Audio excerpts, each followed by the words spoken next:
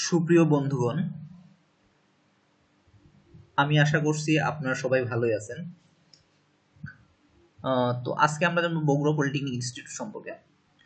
Bogura polytechnic institute একটা হচ্ছে বৃহত্তর পলিটেকনিক ইনস্টিটিউট, যেটা সেরা 5টা পলিটেকনিকের মধ্যে যার অবস্থান, এবং এখান থেকে বের হয়ে অনেকেই অনেক ভালো জায়গায় চাকরি করতেছে দেশের এবং দেশের বাইরে। আচ্ছা, যদি আপনারা বগুড়া পলিটেকনিক ভর্তি হতে চান তবে আপনার কিছুই জিনিস মাথায় রাখতে হবে।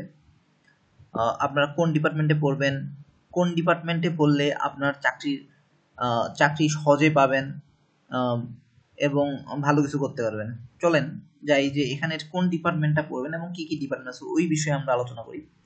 এখানে আছে যে computer technology, civil technology, electrical technology, mechanical technology, RC technology, পাওয়ার টেকনোলজি এবং ইলেকট্রনিক্স টেকনোলজি। আচ্ছা, আমরা দেখতে পাচ্ছি এখানে টোটাল হচ্ছে 7টা ডিপার্টমেন্ট আছে। তো আমি পূর্বের ভিডিওগুলোতে বলছিলাম যে সব থেকে ডিমান্ডফুল ডিপার্টমেন্ট হচ্ছে সিভিল টেকনোলজি।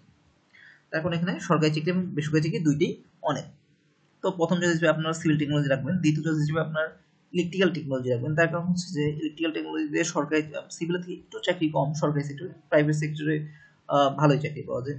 দ্বিতীয় চয়েস হিসেবে আপনি ইলেকট্রিক্যাল রাখবেন, তৃতীয় চয়েস হিসেবে মেকানিক্যাল রাখবেন, চতুর্থ চয়েস হিসেবে আপনার কম্পিউটার ডিপার্টমেন্ট রাখবেন।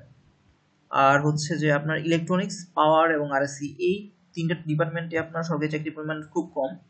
তাই আপনারা চেষ্টা করবেন কম্পিউটার, সিভিল, ইলেকট্রিক্যাল, মেকানিক্যাল 4টা ডিপার্টমেন্টের মধ্যে চান্স নেওয়ার জন্য।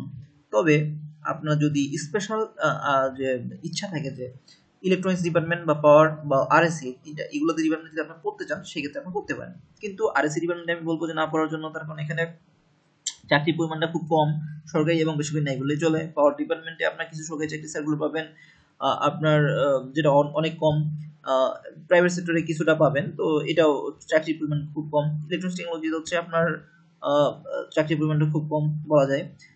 তাই আপনারা যারা সদ্য এসএসসি পাস করছেন, পলিটেকনিক পড়তে চাচ্ছেন, তারা যদি বগুড়া এলাকার হয়ে থাকেন অবশ্যই বগুড়াতে পড়তে চাবেন আপনারা, এবং সেক্ষেত্রে আপনারা কম্পিউটার, সিভিল, ইলেকট্রিক্যাল, মেকানিক্যালের মধ্যে পড়ার চেষ্টা করবেন।